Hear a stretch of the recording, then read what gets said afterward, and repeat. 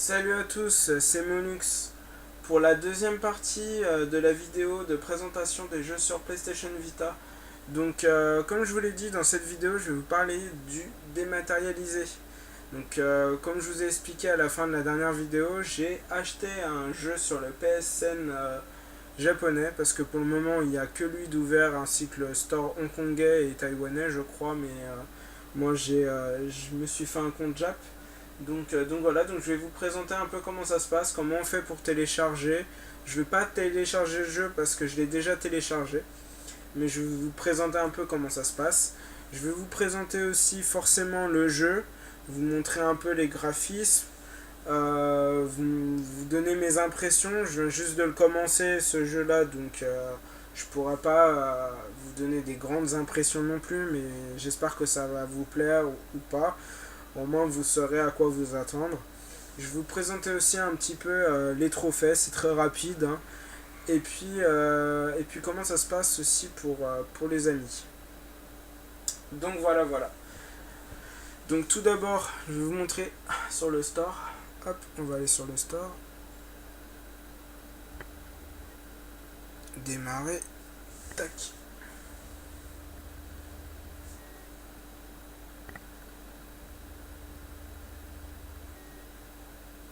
Je pense que je vais prendre la console dans les mains. Oups, pardon. Parce que sinon ça va m'énerver. Donc là, je vais juste vous montrer sur le store PS Vita et donc comment on télécharge.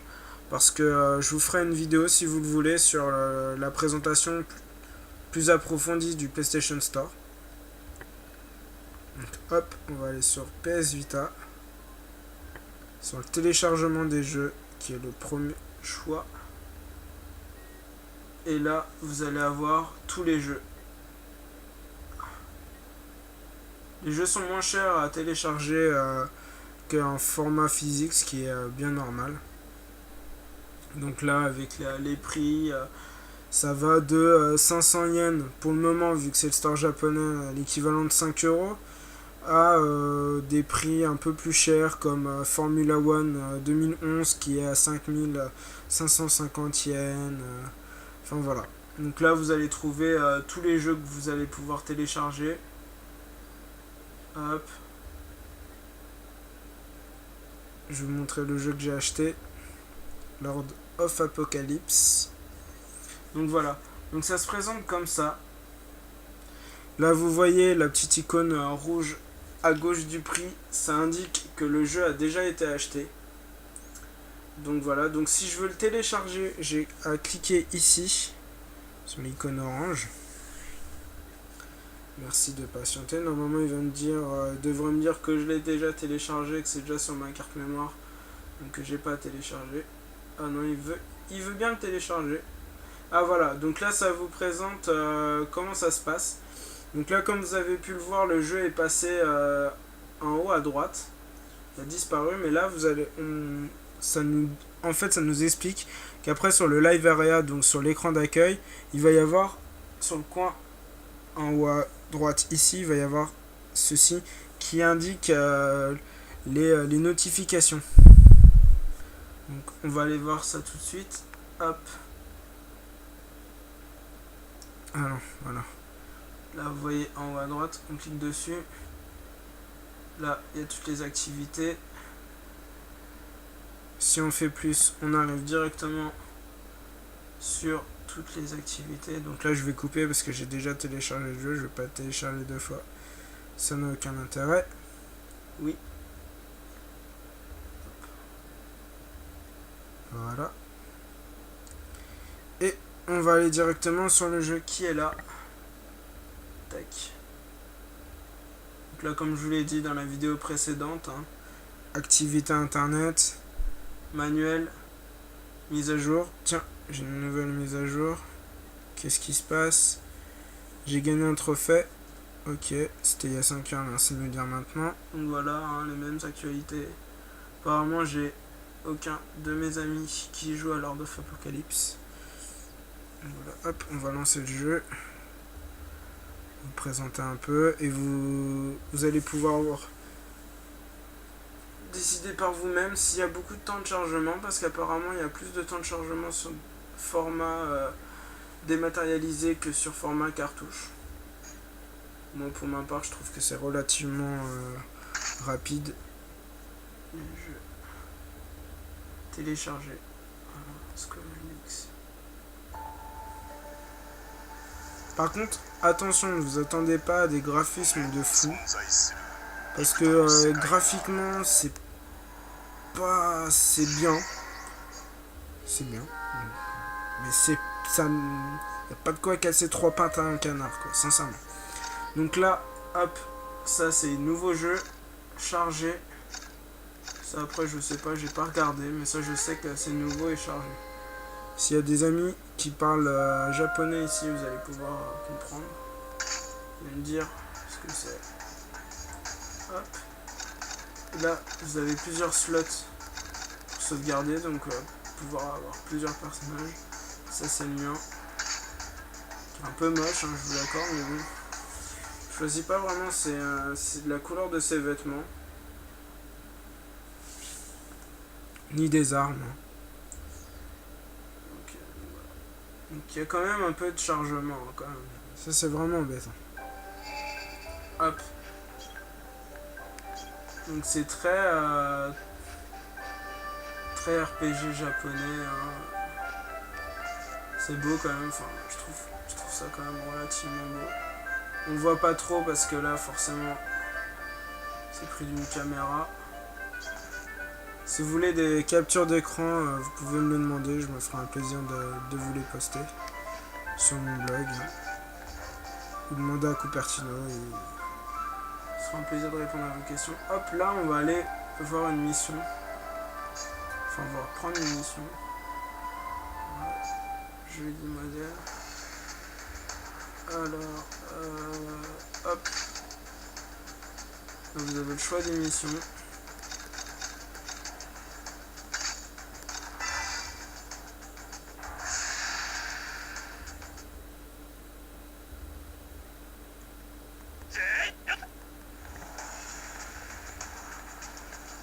Hop, allez, on y va, on fonce. C'est quand même relativement joli. Hein. Hop, les des acolytes. C'est parti. Là, vous voyez, c'est un peu comme une lance, mais si j'appuie, tac, j'ai 2 épées. Je sais pas si on voit bien la caméra. On va aller taper du monstre.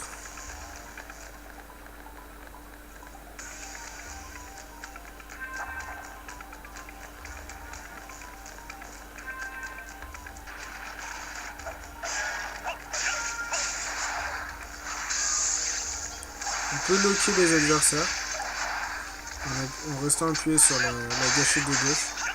Et hop, on attaque du monstre. Hop. Donc les attaques de base avec carré.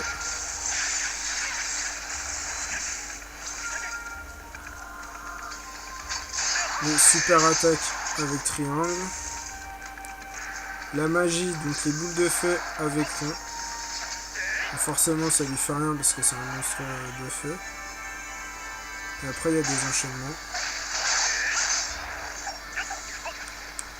Pour se défendre, ce sera la touche X. Comme ça, on se défend. Et hop, ça vous permet aussi de vous déplacer, de courir, d'esquiver. Bon, je vais vous montrer un boss si je peux. Vous montrer un peu comment ça fonctionne. Hein. Parce que c'est quand même ça le plus important. Hein. Je peux vous montrer les petits monstres qui servent pas à grand chose. Hein. Autant attaquer le lourd. Je pense pas que je le battrai en entier parce que les combats sont assez longs. Même s'ils sont pas forcément très compliqués, ils sont assez longs. Donc voilà. Donc quand vous voyez un monstre comme ça, en fait, il faut s'approcher de lui, le loquer. Et là, en fait, hop, sans se faire tuer, reste appuyé. Et voilà. Hop, vous allez découvrir le monstre. Il apparaît. Et là, les affaires commencent. Donc faut savoir qu'après dans les combats vous allez pouvoir affaiblir les monstres en loquant soit ses ailes, soit en l'attaquant directement lui, soit en attaquant sa queue quoi. Attention, pas de mauvais jeu de mots s'il vous plaît. Hein, merci bien. Donc là je fais un peu n'importe quoi, veuillez me pardonner en plus. J'ai mal là comme ça, je suis vraiment navré. Voilà, là je suis mort. Donc là, voilà. Merci, on va me ressusciter. Donc là, il faut savoir qu'il y a un temps. Et si vous dépassez le temps, soit vous mourrez, soit si vous avez de la chance, vous allez réapparaître avec tous vos PV. Donc voilà. Sinon, en cours de jeu, vous allez pouvoir utiliser des potions et autres objets par la simple pression sur la gâchette de droite. R. Là, vous allez pouvoir choisir les potions. Appuyez sur rond pour les utiliser, X pour fermer. Pas utiliser, pas de potions. Et hop, c'est parti. On continue. Donc voilà. Vous allez pouvoir aussi ressusciter vos amis comme ils l'ont fait pour vous. En fait, il va falloir s'approcher d'eux et appuyer sur la touche triangle. Voilà, là j'étais salement moché. Donc voilà. Donc voilà la petite présentation rapide du jeu dématérialisé. Hein. C'est pas bien compliqué. Il suffit juste d'aller sur le PlayStation Store, télécharger le jeu, le payer. Petit conseil, si vous avez peur d'utiliser vos codes de carte bleue, ce que je déconseille fortement moi, c'est là ce que je conseille par contre, c'est d'acheter des cartes prépayées pour le PlayStation Store. C'est vraiment sympa, vous allez pouvoir gérer déjà votre argent, etc. Télécharger de façon plus sécurisée et pouvoir les offrir aussi à vos amis, à votre famille. C'est plus sympa, je trouve ça plus sympa.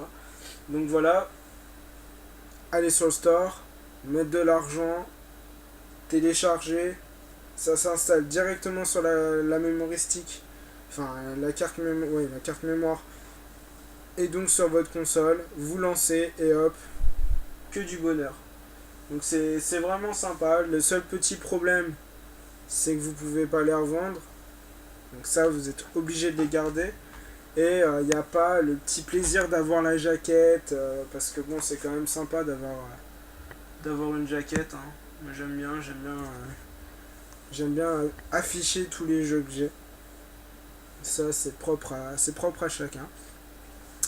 Donc voilà. Donc j'espère que cette seconde vidéo vous a plu, vous a appris certaines choses. Pareil que pour la première, n'hésitez pas à poser des questions à Cupertino ou à moi-même, soit sur nos Twitter, soit sur nos blogs, soit en tout cas pour ma part sur ma page Facebook.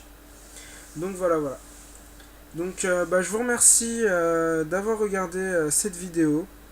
N'hésitez pas non plus à me demander d'en refaire pour vous présenter plus de choses, le PlayStation Store de façon plus approfondie ou quoi que ce soit. Il n'y a pas de problème, je me ferai une joie de refaire une vidéo. Donc voilà. Bon allez, passez une bonne fin de journée à vous, portez-vous bien et puis à la prochaine.